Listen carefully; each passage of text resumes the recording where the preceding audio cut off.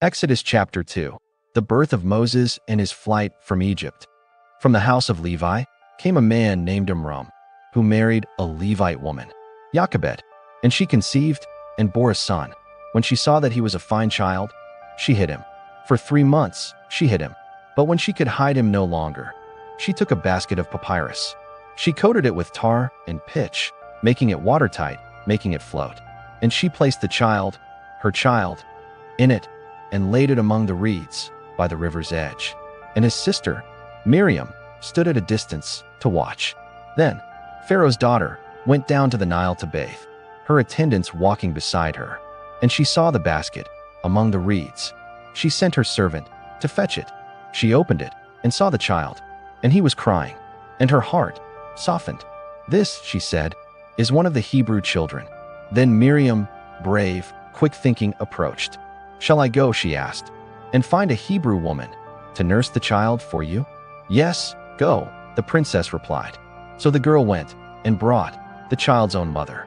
Pharaoh's daughter spoke to Jochebed, "Take this child and nurse him for me, and I will pay you." So the woman took her son, her own son, and nursed him. And when the child grew, she brought him to Pharaoh's daughter, and he became her son. And she called his name Moses, saying, "Because I drew him out of the water." Years passed.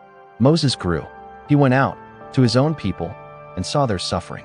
He saw an Egyptian beating a Hebrew, one of his own. He looked this way and that, and seeing no one, he struck down the Egyptian and hid him in the sand. The next day, he went out again. 2 Hebrews were fighting.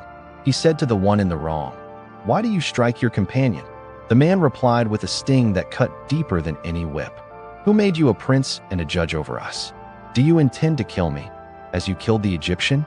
Then Moses was afraid, for he knew what he had done was known.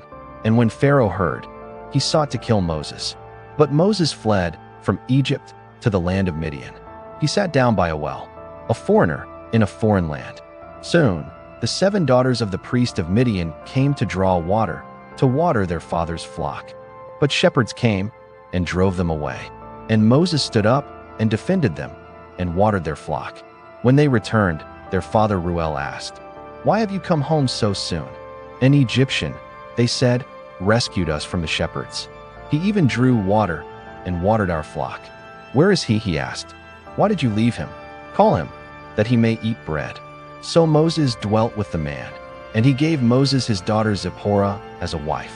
And she bore a son, and Moses named him Gershom, saying, "I have been a stranger in a foreign land." And in that time, many days, the king of Egypt died.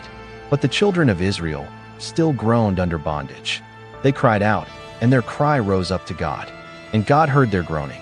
And God remembered his covenant with Abraham, with Isaac, and with Jacob. And God saw the children of Israel. And God knew. Lessons from Jochebed. 1. Faithful observation. She saw that he was a fine child. Jochebed looked with eyes of faith, not just a mother's love. She saw God's hand upon him, and that vision dictated her courageous actions, not her circumstances. 2.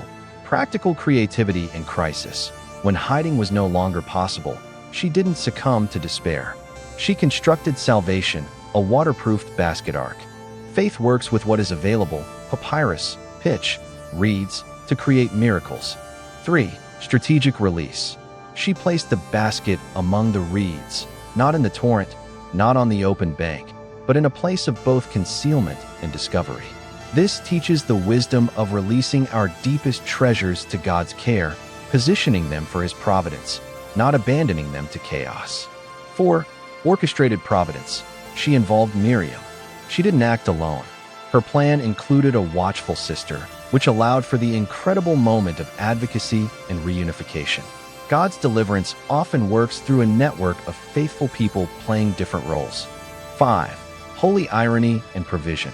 By letting go, she received back, not just her son, but paid to raise him in safety. Her greatest act of surrender became the channel for her preservation and the child's protection.